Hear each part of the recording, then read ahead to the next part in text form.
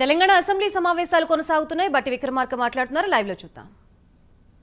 పూర్తిగా అన్ని వివరాలు ఇచ్చిన తర్వాత మీకు ఇంకేదైనా డౌట్ ఉంటే దాన్ని కూడా నేను వివరించిన తర్వాతనే సభలోంచి బయటకు వెళ్తాను అధ్యక్ష. ఈరోజు సంపూర్ణంగా సమాచారం మీకు ఇవ్వటం కోసం నేను వచ్చాను అధ్యక్ష. తప్పనిసరిగా ఇస్తాను. ఆర్బీఐది కూడా ఇస్తాను మీకు అధ్యక్ష. 43,317 కోట్లు మేము రీపేమెంట్ అప్పు కట్టినటువంటి వాస్తవం కేవలం ఎఫ్ఆర్బిఎం లోన్స్లో. అంటే దాదాపు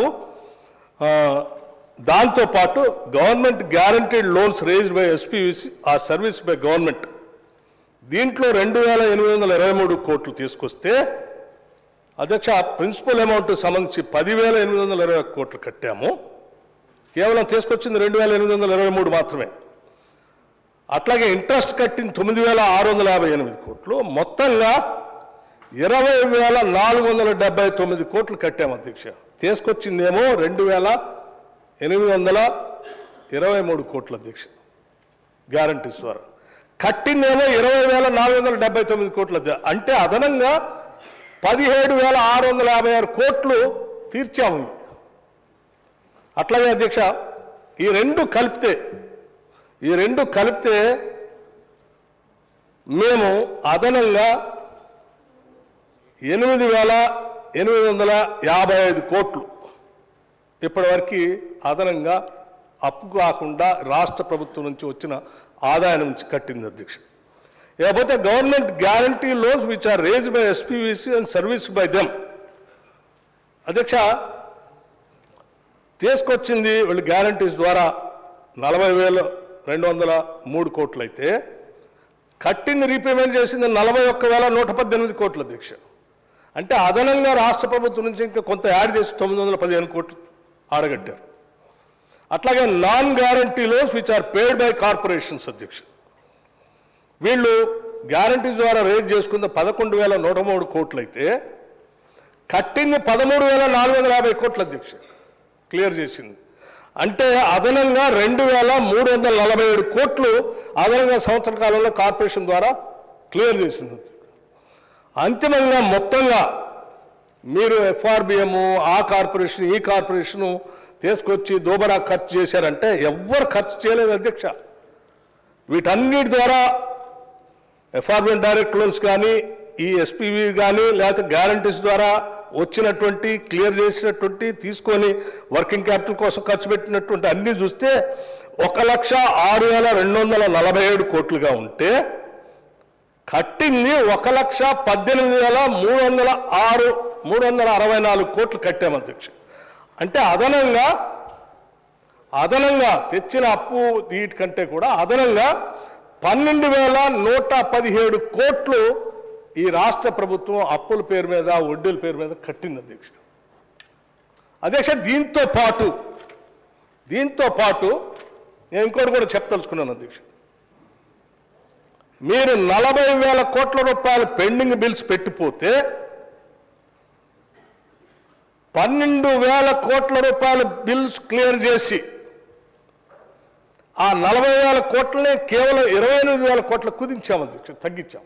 అంటే ఇక్కడ 12,000 కోట్ల రూపాయలు, ఇక్కడ 12,000 కోట్ల రూపాయలు. అంటే దాదాపు 24,000 కోట్ల పైబడి మేము చేసేటువంటి అభివృద్ధి కార్యక్రమాలు, మిగతా కార్యక్రమాలు, ఉద్యోగస్తులకి మొదటి నెల ఇచ్చే జీతాలతో పాటు స్కీమ్స్తో పాటు ఇవన్నీ కాకుండా మీరు చేసినటువంటి అప్పులకు సంబంధించిన దాన్ని భారం మోస్తూ ఆ అప్పులు భారాన్ని మేము తీర్చింది 24,000 కోట్ల పైబడి అధ్యక్ష. ఇది సంవత్సర కాలం నుంచి మీరు ఏం చేశారంటే ఇది అధ్యక్ష. అట్లాగే పోనీ ఇంతటితోనే ఆగామా అధ్యక్ష? మేము ఇంతటితో ఆగలే.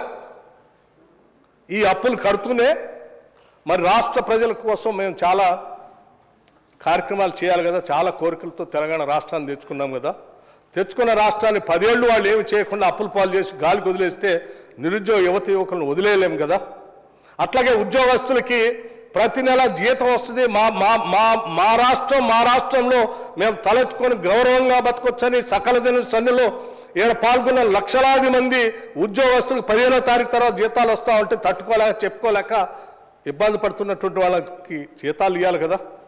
వాళ్ళందరినీ కూడా దృష్టిలో పెట్టుకొని మేము మార్చి నెల నుంచి 1 తారీఖు నుంచి ఈ రాష్ట్రంలో ఉన్నటువంటి ఉద్యోగస్తులందరికీ అధ్యక్ష 3,69,200 రెగ్యులర్ ఎంప్లాయీస్కి 2,88,000 పెన్షనర్స్కి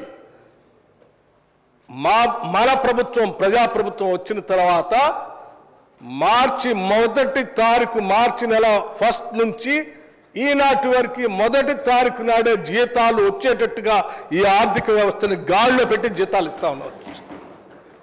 వాటితో పాటు రైతు భరోసాకి 7,625 కోట్లు కట్టాము అధ్యక్ష. రైతు రుణమాఫీకి అధ్యక్ష వీళ్ళు చేసినటువంటి అప్పులకు సంబంధించిన ఆ అప్పులు కాకుండా రైతు రుణమాఫీకి సంబంధించి 20,617 కోట్ల రూపాయలు హార్డ్ క్యాష్ని మా ప్రభుత్వం రైతుల అకౌంట్లోకి ట్రాన్స్ఫర్ చేశాము అధ్యక్ష. రైతుల్ని వ్యవసాయ పరంగా ఆర్థికంగా నిలదొక్కుని వాళ్ళ పరిస్థితిని నిలబెట్టడం కోసమే ఇచ్చినటువంటి మాట ప్రకారం అధ్యక్ష వాళ్ళు ₹1,00,000 రుణమాఫీ చేస్తా అని చెప్పి 2014 నుంచి 18 వరకు 4 దఫాలుగా ఇన్స్టాల్మెంట్స్ ఇస్తే ఆ ఇన్స్టాల్మెంట్స్ ద్వారా పెరిగినటువంటి వడ్డీ చూస్తే చివరికి ఆ వడ్డీకే వాళ్ళు ఇచ్చిన డబ్బులు సరిపోయినాయి తప్ప అసలు అట్లాగే ఉండిపోయింది అధ్యక్ష. 2018 నుంచి 23 వరకు కూడా మళ్ళీ ₹1,00,000 రుణమాఫీ చేస్తామని చెప్పి 4 సంవత్సరాలు చేయకుండా చివరి సంవత్సరంలో అరకొరకు కొద్ది చేసి దానికి వదిలేశారు. ₹1,00,000 రుణమాఫీ చేస్తామని చెప్పి అధిక బడ్జెట్తో ఈ రాష్ట్రాలు మీకు అప్పచెప్తే 4 కాదు 10 సంవత్సరాల్లో కూడా ₹1,00,000 రుణమాఫీ చేయలేనటువంటి వీళ్ళు మేము 2 లక్షల వరకు ఉన్నటువంటి వాళ్ళందరికీ రుణమాఫీ చేస్తామని చెప్పి మొదటి సంవత్సరంలోనే 20,000 కోట్ల రూపాయలని 2 లక్షల వరకు రుణమాఫీ చేసి ప్రజల కోసం నిలబడ్డాం అధ్యక్ష, రైతుల కోసం నిలబడ్డాం. అట్లాగే అధ్యక్ష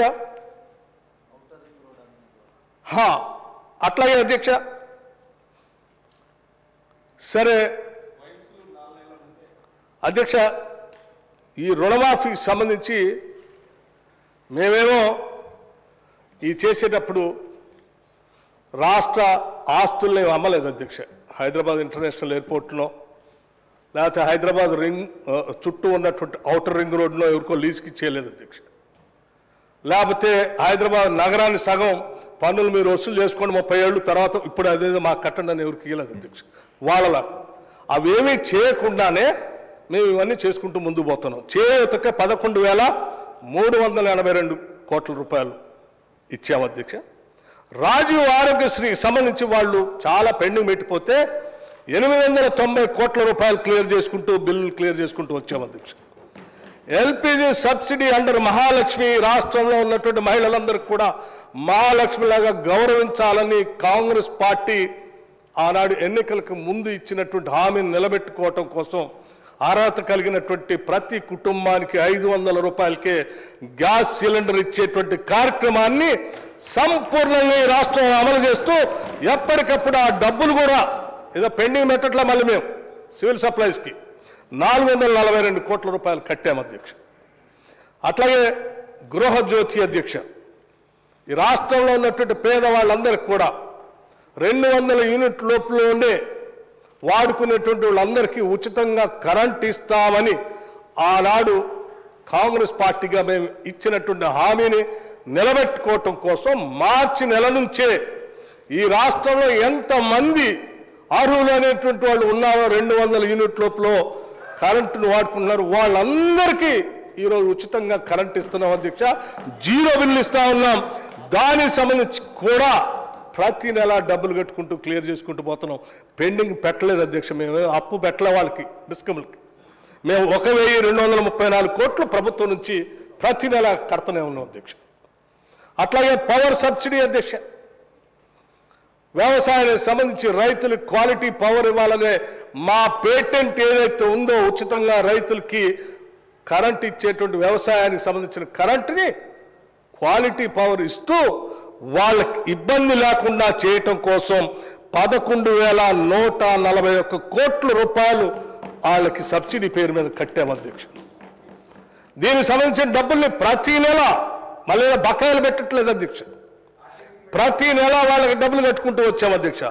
మీరు ఎంత బకాయి పెట్టారో నేను చెప్తాను అధ్యక్ష. అధ్యక్ష మీరు ఎంత బకాయి పెట్టారో కూడా అధ్యక్ష. ఇన్సూరెన్స్ టు ఫార్మర్స్, రైతుల గురించి చాలా గొప్పగా చెప్తా ఉంటారు అధ్యక్ష. మాది రైతు ప్రభుత్వాన్ని. వారు వచ్చిన దగ్గర నుంచి ఇన్సూరెన్స్ బంద్ చేశారు, పంట నష్టపరిహారం బంద్ చేశారు, అట్లాగే డ్రిప్ ఇరిగేషన్ బంద్ చేశారు, పాలీ హౌజులు బంద్ చేశారు, మెకనైజేషన్ ఆఫ్ అగ్రికల్చర్ బంద్ చేశారు అధ్యక్ష. మొత్తాన్ని అన్నింటినీ ఎత్తేసి గాలికి వదిలేస్తే మేము రాగానే రైతులకు ఇన్సూరెన్స్ ఉండాలని చెప్పి మా ముఖ్యమంత్రి రేవంత్ రెడ్డి గారు రైతు సంబంధించిన వ్యవసాయ శాఖ వాళ్ళందరినీ పిలిచి కూర్చోబెట్టి ఇన్సూరెన్స్ కట్టాల్సిందే అని చెప్పి మా అందరికి చెప్తే మేము రూపాయి పోగేసి 1,514 కోట్ల రూపాయలు రైతుల కోసం ఇన్సూరెన్స్ ప్రీమియం మేము కట్టాము అధ్యక్ష. వదిలేశారు వాళ్ళు గాలికి. అట్లాగే అధ్యక్ష రైస్ సబ్సిడీ అధ్యక్ష ఎక్కడా ₹1 పెండింగ్ పెట్టలేదు. 1,647 కోట్ల రూపాయలు రైస్ సబ్సిడీకి సంబంధించి బిల్స్ క్లియర్ చేసుకుంటూ వచ్చాం. ప్రతి నెల సబ్సిడీకి సంబంధించి డబ్బులు ఇచ్చుకుంటూ పోతా ఉన్నాం. అట్లాగే అధ్యక్ష ఇంకా నిన్న చాలా మాట్లాడారు అధ్యక్ష స్కాలర్షిప్స్ గురించి, డైట్స్ గురించి. అధ్యక్ష డైట్ బిల్స్ గురించి నేను కూడా చెప్పాలి.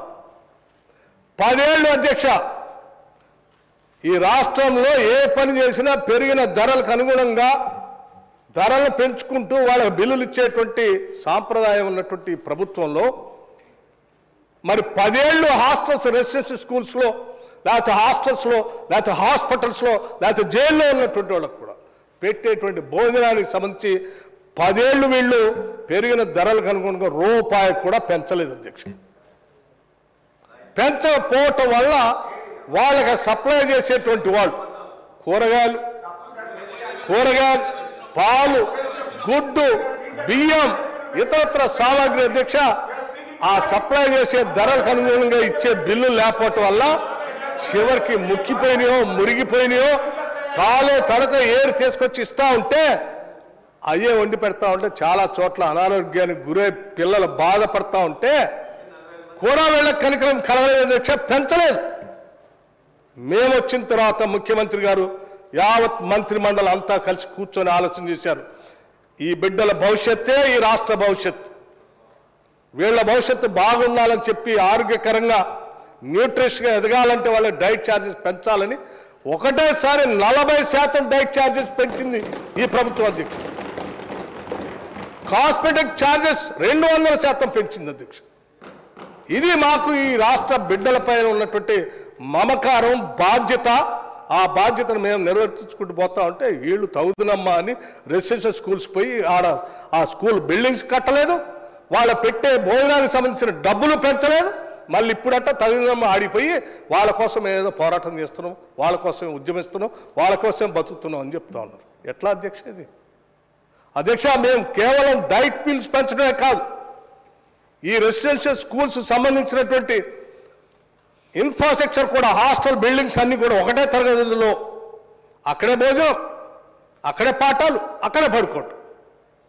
ఈ ఇబ్బంది ఏందని ఆలోచన చేసి మొత్తం మంత్రి మండలంతా కూర్చొని అసలు భారతదేశం మనకెళ్ళి చూడాలనేటువంటి ఆలోచన ఉండే విధంగా గొప్పగా, గర్వంగా ఉండేటట్టుగా యంగ్ ఇండియా ఇంటిగ్రేటెడ్ రెసిడెన్షియల్ స్కూల్స్ని ఈరోజు రాష్ట్ర ప్రభుత్వం డిజైన్ చేసి ముందుకు పోతుంది. అన్ని శాసనసభ నియోజకవర్గాల్లో శాంక్షన్ చేసి ముందుకు పోతా ఉంది అధ్యక్ష. ఇది ఇంటర్నేషనల్ స్టాండర్డ్స్లో ఉండేటువంటి అద్భుతమైనటువంటి రెసిడెన్షియల్ స్కూల్స్ అధ్యక్ష. అది ఈ రాష్ట్ర ప్రభుత్వానికి ఉన్నటువంటి కమిట్మెంట్. అట్లాగే అధ్యక్ష ఆర్టీసీ సంబంధించి మహాలక్ష్మి పేరు మీద రాష్ట్రంలో ఉన్నటువంటి మహిళలందరినీ మహాలక్ష్మిగా మేము గౌరవిస్తున్నాం, పూజిస్తున్నాం. అది మన సాంప్రదాయం కూడా. అందుకోసం వాళ్ళ కోసం మేము ఒక పథకాన్ని ఈ రాష్ట్రంలో ఏ మూల నుంచి ఎక్కడికి ప్రయాణం చేసినా ఆర్టీసీ బస్సులో ఉచితంగా ప్రయాణం చేయటం కోసం ఒక పథకాన్ని మేము అనౌన్స్ చేశాం. రాగానే ఆలస్యం అవుతుందేమో అని చెప్పి అసెంబ్లీలో ప్రమాణ స్వీకారం చేసిన అరగంటలోనే బయటికి పోతే ఆలస్యం అవుతుందనే బస్సులను కూడా ఇదే అసెంబ్లీకి తెప్పించుకొని ఇక్కడ నుంచే ఆర్టీసీ మహాలక్ష్మి పథకాన్ని ప్రారంభం చేసి దానికోసం 1,375 కోట్ల రూపాయలు చెల్లించాము ఆర్టీసీ. ఈరోజు రాష్ట్ర ప్రభుత్వం ఈ నిధులు చెల్లించడం వల్ల రాష్ట్రంలో ఉన్నటువంటి మహిళలు కోట్ల సార్లు ఆ బస్సుల్లో ఉచితంగా తల్లిగారింటికో, హాస్పిటల్కో, బిడ్డను చూడటానికి స్కూల్కో, లేకపోతే ఇంకొక పెళ్ళిళ్ళకో లేకపోతే దేవాలయాలకో ఎక్కడ పడితే అక్కడ ఉచితంగా ప్రయాణం చేయగలుగుతున్నారు. అలా ప్రయాణం చేయగలుగుతున్నటువంటి మహిళలకు సంబంధించినటువంటి టిక్కెట్ల ధరని ఈరోజు రాష్ట్ర ప్రభుత్వం ఈ రాష్ట్రానికి ఉన్నటువంటి ప్రభుత్వ రంగ సంస్థకి ప్రతి నెల డబ్బులు కట్టడం వల్ల 1,375 కోట్లు ఇప్పటికల్లా కడితే తద్వారా అది ఆపరేషనల్ ప్రాఫిట్స్లోకి వచ్చి ఆర్టీసీ ఏమైపోతుందనే ఆందోళన నుంచి ఈరోజు ఆర్టీసీ అద్భుతంగా ఈ రాష్ట్రంలో ఎదుగుతూ ఉంది అధ్యక్ష. ఇది రాష్ట్ర ప్రభుత్వం ఆ పక్కన మహిళలకు మేలు చేస్తూ ఇంకో పక్కన మన ప్రభుత్వ రంగ సంస్థను కూడా బతికించుకుంటూ ముందుకు వెళ్తా ఉన్నాం అధ్యక్ష. దాంతోపాటు కళ్యాణ్ లక్ష్మి షాదీ ముబారక్ సంబంధించి 2,311 కోట్ల రూపాయలు అంటే అధ్యక్ష వీటన్నిటికీ స్కీమ్ సంబంధించి జీతాలకు సంబంధించి 61,194 కోట్ల రూపాయలు ఈ 10-11 నెలల్లో రాష్ట్ర ప్రభుత్వం ఖర్చు పెట్టింది అధ్యక్ష. ఒక పక్కన అప్పులు కడుతూ ఇంకో పక్కన ఇవన్నీ చేసుకుంటూ ఇన్ని వేల కోట్ల రూపాయలు ప్రజల కోసం ఖర్చు పెడుతూ ముందుకు పోతా ఉన్నాం. ఏం చేసింది రాష్ట్ర ప్రభుత్వం? డబ్బులన్నీ దోబరా చేసింది. ఏం దోబరా చేసినావు? మీరు తీసుకొచ్చిన అప్పులకి వడ్డీలు అసలు కట్టలేక ఆ కట్టే కార్యక్రమంలో ఇన్ని వేల కోట్లు కడుతూ ఈ రాష్ట్రాన్ని ఆర్థిక పరిస్థితిని గాడిలో పెట్టుకుంటూ ముందుకు పోతా ఉన్నాం అధ్యక్ష. ఇది మేము గత సంవత్సరంగా మీరు ఏం చేశారంటే ఇది చేశాం. ఇంకా ఏదైనా సమగ్రమైన సమాచారం కావాలంటే నా దగ్గర ఇంకా ఉంది. హరీష్ రావు గారికి నేను ఇస్తా అధ్యక్ష. హరీష్ రావు గారు చాలా సంవత్సరాలు ఆర్థిక శాఖ మంత్రిగా పనిచేశారు. అంతకుముందు హెల్త్ మినిస్టర్గా కూడా పనిచేశారు, ఆరోగ్య శాఖ కూడా. అంతకుముందు మా ప్రభుత్వంలో కూడా యూత్ సర్వీసెస్ చేశారు అధ్యక్ష 2004. సో వారికి అనుభవం ఉంది అధ్యక్ష. ఒకవేళ ఏదో అనుభవం లేనటువంటి మంత్రి గారు మాట్లాడారన్నా, గౌరవ సభ్యులు మాట్లాడారన్నా నేను